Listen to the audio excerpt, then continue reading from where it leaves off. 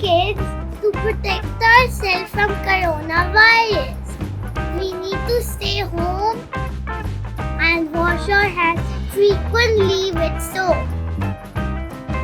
And remember, don't get scared of coronavirus. You need to fight with it.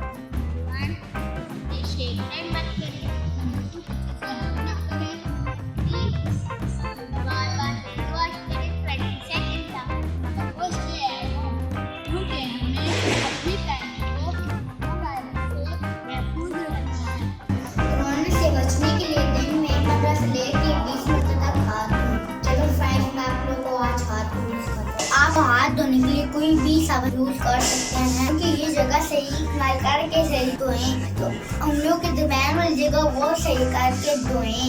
तो हाथों की जो side वाली जगह वो सही करके धोएं। तो उंगलियों नाखून के अंदर जो वो मैल है वो चिपक जाती है, क्योंकि फिर हम खाना खाते हैं फिर हमारे पेट में चले जाते हैं। आपको 20 सेकंड याद रखें, कोरोना से डरना नहीं, लड़ना है। अस्सलाम वालेकुम प्यारे बच्चों, कोरोना वायरस से बचने के लिए घरों में रहना सही है।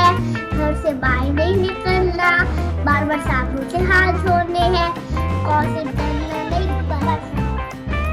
अस्सलाम वालेकुम प्यारे बच्चों, कोरोना से बचने के लिए घर में रहें और बार बार साबुन से हाथ धोएं और याद रहे कोरोना से डरना नहीं, लड़ना है।